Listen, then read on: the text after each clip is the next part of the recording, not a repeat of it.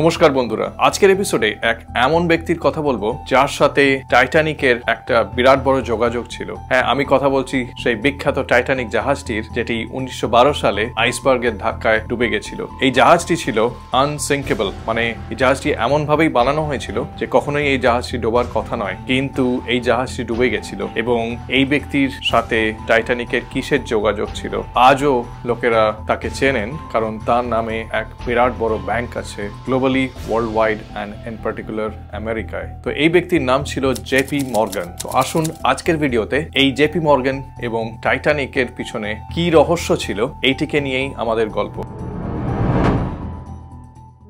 তো JP Morgan ছিল আমেরিকার অন্যতম এক ধনী ব্যবসায়ী। তিনি শুধু ব্যাংকই নয়, তিনি রাস্তা, roads, rail network, train, transport, land সমস্ত দিকে ইনি কন্ট্রোল করতেন।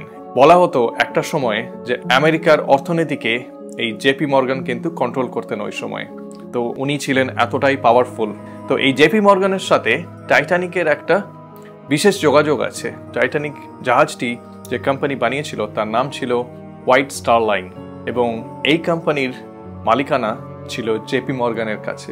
এই জেপি মর্গান ছিল টাইটানিক জাহাজটির অ্যাকচুয়াল মালিক। কিন্তু এই জাহাজটির মধ্যে বহু প্যাসেঞ্জার, আই থিঙ্ক প্রায় ২৫০০ প্যাসেঞ্জার ছিল, এবং তাদের মধ্যে বহু বিখ্যাত লোক ছিলেন, বহু বিখ্যাত ধনী ব্যক্তিরা ছিলেন, বহু স্টার্স ছিলেন, along with other people. Plan ছিল যে এই জাহাজটি 1912 সালে এপ্রিল মাসের 10 তারিখে এই জাহাজটি সাউদার্নটন পোর্ট থেকে আমেরিকার দিকে, নিউ ইয়র্কের দিকে রওনা দেবে। যেহেতু জেপি মর্গান এই জাহাজটির মালিক, ওনার জন্য একটা প্রাইভেট সুইট ছিল। ওনার এই প্রাইভেট সুইটে সমস্ত রকম অত্যাধুনিক ওই সময়কার সমস্ত সরঞ্জাম ছিল এবং সমস্ত অ্যারেঞ্জমেন্ট ছিল, এবং তার মধ্যে প্রাইভেট বাথরুম ছিল, প্রাইভেট ওনার একটি ফায়ার প্লেস ছিল, ওনার বাথরুমটি পুরো মার্বেল দিয়ে ঢাকা। তো বুঝতেই পারছেন যে ওনার জন্য স্পেশালি এই রুমটি বানানো হয়েছিল। তো কোনো এক কারণে জেপি মর্গান 9 এপ্রিল 1912 সালে, ঠিক বুঝতেই পারছেন যে যেদিনকে টাইটানিক স্টার্ট করবে বা রওনা দেবে, ঠিক তার আগের দিন জেপি মর্গান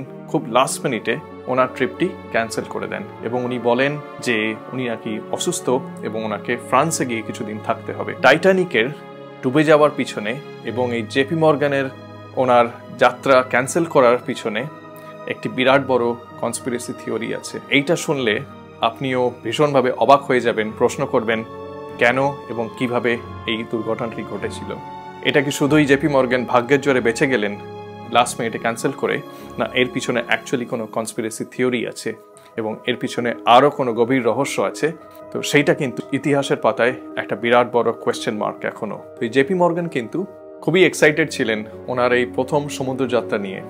তো উনি ওনার জাহাজটিকে বিভিন্ন দামি ছবিতে ভরিয়ে রেখেছিলেন, বিভিন্ন দামি আর্টওয়ার্কে ভরিয়ে রেখেছিলেন এবং খুবই সুন্দরভাবে সাজিয়েছিলেন। তখনকার দিনে যে অত্যাধুনিক যে সরঞ্জাম, সমস্ত কিছুর লাক্সারি ছিল ওই ওনার কেবিনের মধ্যে। তো একদম পুরো নিজের বাড়ি, বাংলো এরকম বানিয়েছিল জেপি মর্গান ওই সময়।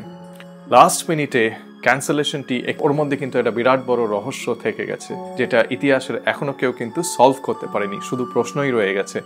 এবং এই বিভিন্ন প্রশ্নের মধ্যে কয়েকটা প্রশ্ন হচ্ছে যে উনি যদি ক্যান্সেল করে থাকেন আগের দিন, তাহলে কিভাবে ওনাকে ফ্রান্সে দেখা যায় দিব্যি সুস্থভাবে? লোকেরা তখনই প্রশ্ন করে যে উনি কি সত্যিই অসুস্থ ছিলেন ঠিক আগের দিন? তো দ্বিতীয় প্রশ্ন, টাইটানিকের কাছে অনেকগুলো রেডিও সিগন্যাল আসে, ওয়ার্নিং মেসেজ, দ্যাট টাইটানিকের সামনে কিন্তু ওই জায়গাটিতে অনেক আইসবার্গ আছে। সো এগুলো একটা ওয়ার্নিং মেসেজ দিয়েছিল ওখানকার ক্যাপ্টেনকে, কিন্তু ওই ওয়ার্নিং মেসেজগুলো কিন্তু ইগনোর করে দেওয়া হয়। তো এটাও প্রশ্ন আসছে যে টাইটানিকের যে ক্যাপ্টেন, উনি কি ইচ্ছাকৃতভাবে এই ওয়ার্নিং মেসেজগুলো নেননি, না ওনার উপরে কোনো অর্ডার ছিল এই ওয়ার্নিং মেসেজগুলো না নেবার জন্য? তৃতীয় প্রশ্ন যে লাইফ বোট নিয়ে। তো লাইফ বোট, টাইটানিকের মধ্যে 64টি লাইফ বোট থাকার কথা, এবং এই লাইফ বোটগুলো এনাফ ছিল 2400 প্যাসেঞ্জারকে রিকভার করার জন্য এবং ওদেরকে সাহায্য করার জন্য, ইন কেস যদি জাহাজ ডুবে যায়। তো এই লাইফ বোটগুলো কিন্তু ওই 2400 প্যাসেঞ্জারকে হেল্প করতো। আরেকটি বড় থিওরি হচ্ছে যে এই জেপি মর্গান ওই সময় ওনার একটা ইচ্ছা ছিল যে একটা সেন্ট্রাল ব্যাংক বানানোর আমেরিকার মধ্যে। তো এই সেন্ট্রাল ব্যাংক হকে বলা হতো ফেডারেল রিজার্ভ। তো এই জেপি মর্গান চাইতো যে ওই সেন্ট্রাল ব্যাংকটি বানানো হয় এবং যাতে তার আধিপত্য থাকে ওই ব্যাংকের মধ্যে। তিনজন খুব ধনী লোক ছিলেন যারা এই জেপি মর্গানের এই সেন্ট্রাল ব্যাংকের প্রস্তাবটি নাকচ করে দিতে চাইছিলেন, এর অপোজিশন করেছিলেন। তো এই তিনজন যে ধনী ব্যক্তি ছিলেন এবং খুবই পাওয়ারফুল লোক ছিলেন, যারা কিন্তু এই জেপি মর্গানের যে প্রস্তাবটি ছিল যে সেন্ট্রাল ব্যাংক বানানো হোক আমেরিকায় যাতে তার আধিপত্য থাকে, ওই ব্যাংকটির এবং ওই প্রপোজালটির, ওই প্রস্তাবটির কিন্তু এরা অপোজিশন করেছিলেন। তো এই তিনজন ব্যক্তি কিন্তু ওই টাইটানিক জাহাজে এনাদের নাম ছিল এবং এই তিনজন ব্যক্তি কিন্তু ডুবে মারা যান টাইটানিক জাহাজের সাথে সাথে।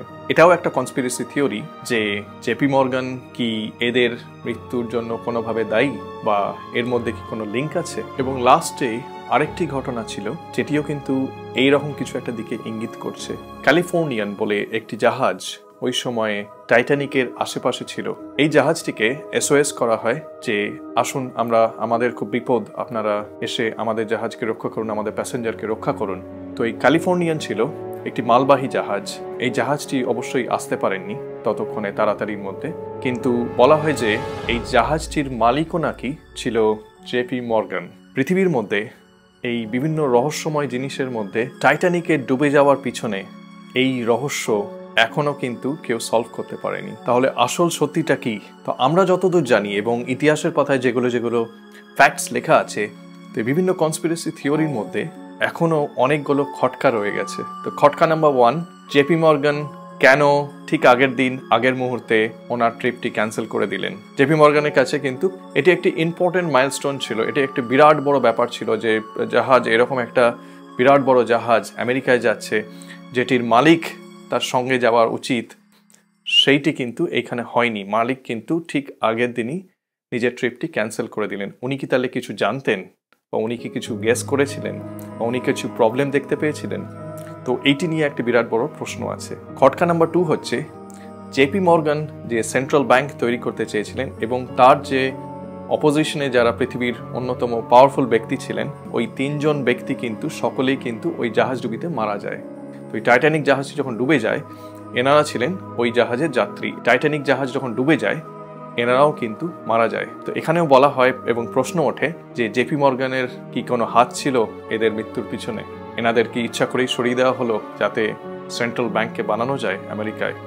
খুব আশ্চর্যের বিষয় এটাই যে ঠিক টাইটানিক ডোবার 1 বছর পরে 1913 সালে এই সেন্ট্রাল ব্যাংকটি তৈরি হয় আমেরিকার, যার নাম হয় ফেডারেল রিজার্ভ। আজকেও কিন্তু এই সেন্ট্রাল ব্যাংক আছে আমেরিকায়, যার নাম হচ্ছে ফেডারেল রিজার্ভ। তৃতীয় খটকা এটাই যে লাইফ বোট থাকার কথা 64খানা, সেখানে 20খানা লাইফ বোট কি করে হলো? এটা কি কারুর অর্ডারে? চতুর্থ খটকা, টাইটানিক জাহাজের ক্যাপ্টেনের কাছে এতগুলো ওয়ার্নিং মেসেজ এসেছিল আইসবার্গের সম্বন্ধে টাইটানিকের ডুবে যাবার অনেক আগে, কেন সেগুলো ইগনোর করা হলো? এটা কি কারুর অর্ডারে? ফিফথ পয়েন্ট, টাইটানিক জাহাজের আশেপাশে ছিল ক্যালিফোর্নিয়ান বলে আরেকটি মালবাহী জাহাজ, যেটির মালিকও ছিল জেপি মর্গান। সেটি SOS পাওয়া সত্ত্বেও কি করে টাইটানিককে বাঁচাতে পারলো না আরো তাড়াতাড়ি এসে? তো পৃথিবীর মধ্যে অনেক আনএক্সপ্লেনড যে ঘটনা ঘটে, এই ঘটনাটিও একটি রহস্যময় মিস্ট্রি। আজও ঐতিহাসিকরা এবং রিসার্চাররা এখনো পর্যন্ত এই ঘটনাটির ডিটেলস জানতে পারেনি। আপনার কি মনে হয়, জেপি মর্গান কি খুব ভাগ্যক্রমে বেঁচে গেছিলেন, না ওনার অ্যাকচুয়ালি কোনো হাত ছিল এই টাইটানিকে ডুবে যাওয়ার পিছনে? আপনারা অবশ্যই কমেন্টস করে জানান, এবং এই ইন্টারেস্টিং গল্পটি যদি আপনাদের ভালো লাগে তাহলে অবশ্যই আমার চ্যানেলটিকে সাবস্ক্রাইব করুন এবং ভিডিওটিকে লাইক করুন, কারণ আপনার সাপোর্ট ছাড়া এই চ্যানেলটি চলবে না। তো নমস্কার, আজকের ভিডিওতে এইটুকুই। ভালো থাকুন, সুস্থ থাকুন।